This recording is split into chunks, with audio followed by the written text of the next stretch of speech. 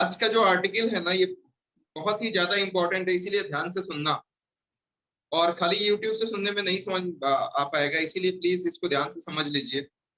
ये इंडिया और श्रीलंका के रिलेशनशिप से रिलेटेड है, इंटरनेशनल रिलेशन का आर्टिकल है। और ये न्यूज में इसलिए है कि अभी श्रीलंका में वहां के प्रेसिडेंट चेंज हुए हैं। राजपक्सा जो थे वो शायद देश छोड़ के चले गए, श्रीलंका छोड़ के चले गए। और अभी जो न्यूली अपॉइंटेड प्रेसिडेंट है उनका नाम है रानिल विक्रमसिंघे, जिनको जुलाई 2022 में इलेक्ट किया गया है। और इसके द्वारा राइटर ये बताना चाह रहे हैं कि इंडिया के पास एक बहुत बड़ी अपॉर्चुनिटी है फॉरेन एड गेम में लीड करने का। इंडिया के पास बहुत बड़ी अपॉर्चुनिटी है फॉरेन एड गेम में लीड करने का। मतलब फॉरेन से जो एड मिल रहा है ना, एड मतलब वित्तीय सहायता, फाइनेंशियल हेल्प, उसमें इंडिया एक बहुत बड़ा लीड रोल निभा सकता है। कैसे निभा सकता है, इसी के बारे में आर्टिकल है। कैसे निभा सकता है ये डिस्कस करने से पहले हम थोड़ा सा बैकग्राउंड जान लेते हैं कि ये बैकग्राउंड ऑफ द क्राइसिस है क्या। ये जो श्रीलंका का जो क्राइसिस है एक्चुअली में क्या है, तो पहला इन्होंने लिखा है रीजन कि इकोनॉमिक टर्बुलेंस बहुत ज्यादा है। इकोनॉमिक टर्बुलेंस क्यों है? Because of pre emptive default on its foreign डेब्ट।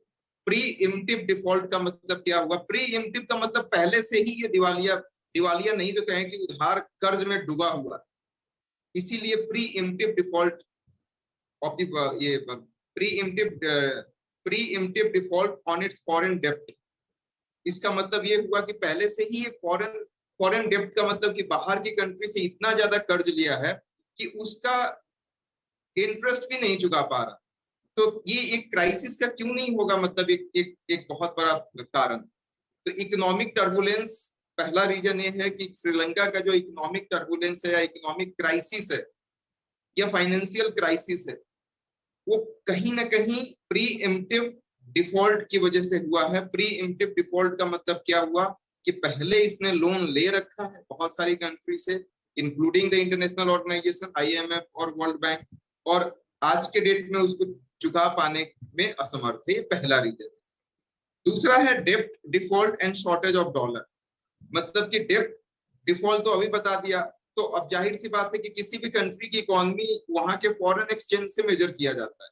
फॉरेन एक्सचेंज का मतलब डॉलर में आपको पैसा रखना पड़ता है, क्योंकि आप बाहर से जो सामान इंपोर्ट करके लाते हैं उसको आप इंडियन करेंसी में या श्रीलंकन करेंसी में नहीं दे सकते, उसको आपको डॉलर में ही देना होता है। तो शॉर्टेज ऑफ डॉलर हो गया है, और इस वजह से वहां पे स्टैगफ्लेशन जैसी कंडीशन आ गई है। स्टैगफ्लेशन क्या होता है इसको मैंने आपको ऑलरेडी बताया हुआ है।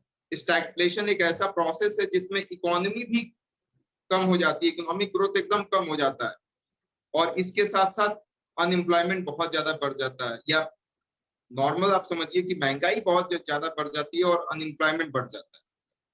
मतलब कि स्टैगफ्लेशन में महंगाई जो है, इन्फ्लेशन भी खूब ज्यादा बढ़ जाता है और इकोनॉमी स्टैग्नेंट हो जाती है। स्टैग्नेंट मतलब इकोनॉमिक ग्रोथ नहीं होता है, महंगाई भी बढ़ते जाती है। इसके बाद ये कहा जाए तो ये भी एक बहुत बड़ा रीजन है जिसकी वजह से श्रीलंका में क्राइसिस आया है। उसके बाद कहा गया है कि जो इन्फ्लेशन है वो 50% तक इंक्रीज कर गया है। श्रीलंका में जो इन्फ्लेशन है, महंगाई दर है, वो 50% इंक्रीज कर गया है, जिसकी वजह से फूड और फ्यूल प्राइसेस जो है दे आर स्काई रॉकेटिंग। मतलब बढ़ते जा रहा है, दाम बढ़ते जा रहा है, क्योंकि महंगाई 50% समझ रहे हैं ना, 1 रुपए का सामान 1.5 रुपए में मिलना बड़ी बात।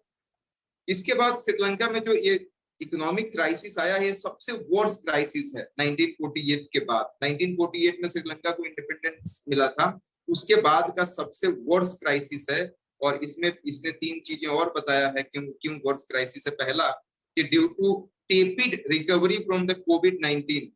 टेपिड, TEPID, टेपिड का मतलब ये होता है कि माइल्ड तरीके से अभी हम रिकवर कर ही रहे थे, अभी अभी बीमार थे और अभी धीरे धीरे ठीक हो ही रहे थे, तब तक दूसरी बीमारी ने अटैक कर दिया। तो ये कहानी है कि टेपिड रिकवरी हो ही रहा था कोविड-19 से, तब तक ये क्राइसिस आ गया।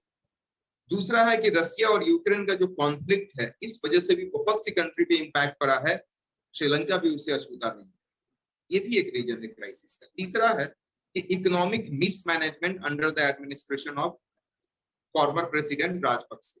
मतलब कहा जाता है कि बहुत ज्यादा करप्शन के चार्जेस लगे हैं, बहुत ज्यादा मिस मैनेजमेंट या जो एडमिनिस्ट्रेशन था वो ढंग से उन्होंने नहीं किया, इस वजह से भी ये क्राइसिस आया। और इसके साथ साथ इन्होंने ये भी बोला है कि मतलब श्रीलंका के अलावा भी 60% ऐसी पुअर कंट्री है जो जिनकी इकोनॉमी क्राइसिस में चल रही है श्रीलंका के अलावा। तो आप एक चीज बताइए कि श्रीलंका के अलावा जब 60% ऐसी और भी कंट्री है जहाँ पे इकोनॉमिक क्राइसिस चल रहा है, तो फिर अब जाहिर सी बात है कि श्रीलंका में क्राइसिस होगा, क्योंकि श्रीलंका जिसके पास भी मदद मांगने जाएगा वो ऑलरेडी किसी दूसरे को मदद दे रहे हैं। 60% कंट्री है ना भाई, खाली श्रीलंका तो है नहीं। तो ये भी एक बहुत बड़ी बात है। और इसके साथ साथ ये भी कहा जाता है कि ग्लोबल रिसेशन जो 3 साल में 2 बार आ गया है, तो इसकी वजह से भी इन लोगों का बाकी कंट्री का एंथुजियाज्म जो है वो थोड़ा कम हो गया है कि हम क्यों लोन दें, हम अपना बचा के क्यों नहीं रखें। हो सकता है कहीं तीसरा ग्लोबल रिसेशन आ जाए तो हम क्या करेंगे, श्रीलंका को पैसा दे दिए तो हमारी इकोनॉमी फिर कहाँ जाएगी। तो ये भी एक रीजन है। तो ये सारे रीजन है जिसकी वजह से क्राइसिस हमारे मतलब श्रीलंका में हो रहा है। अब इसमें इंडिया की क्या अपॉर्चुनिटी है ये आप देख लीजिएगा। इंडिया की अपॉर्चुनिटी क्या है, पहला इसमें इन्होंने डेटा लिखा है कि 6 मंथ में, लास्ट 6 मंथ में इंडिया ने $3.8 बिलियन का हेल्प, वित्तीय सहायता किया है श्रीलंका। ये एक सबसे बड़ा हेल्प है, सबसे बड़ा हेल्प है। आप समझिए अभी 2 कंट्री के बीच में एक बहुत बड़ा हेल्प है कि $3.8 बिलियन लास्ट 6 मंथ में इंडिया ने किसी को नहीं किया आज तक, लेकिन श्रीलंका को किया। और किस तरीके से किया है, लोन के फॉर्म में, स्वैप के फॉर्म में, ग्रांट्स के फॉर्म में। लोन के फॉर्म में क्या है आपको पता है, लोन दिया है भाई, जब उसके पास पैसा होगा लौटा दे। स्वैप का मतलब क्या हुआ कि उसने डॉलर दे दिया, उसके बदले में श्रीलंकन करेंसी ले लिया, उस डॉलर से जितना भी होता है, और बाद में जब श्रीलंका के पास पैसे होंगे तो श्रीलंकन करेंसी ले जाएगा।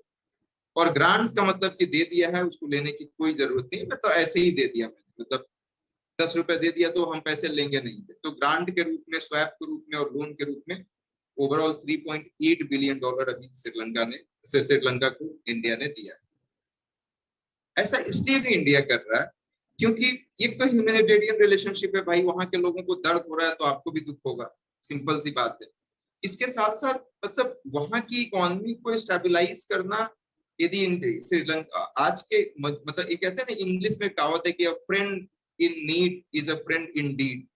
आज के डेट में यदि हम श्रीलंका के साथ खड़े रहेंगे तो कल होगी उसकी अच्छी कंडीशन होगी तो हो सकता है उसके साथ हमारे ट्रेड और इन्वेस्टमेंट का जो मतलब बिजनेस है वो और अच्छा हो जाएगा, इन्वेस्टमेंट हम ज्यादा कर पाएंगे।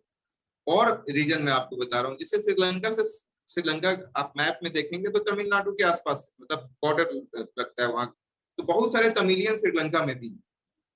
तो तमिलनाडु से भी प्रेशर था इंडिया के ऊपर कि उनको सपोर्ट करो, क्योंकि उनके रिलेटिव्स हो सकते हैं बहुत सारे तमिलियन।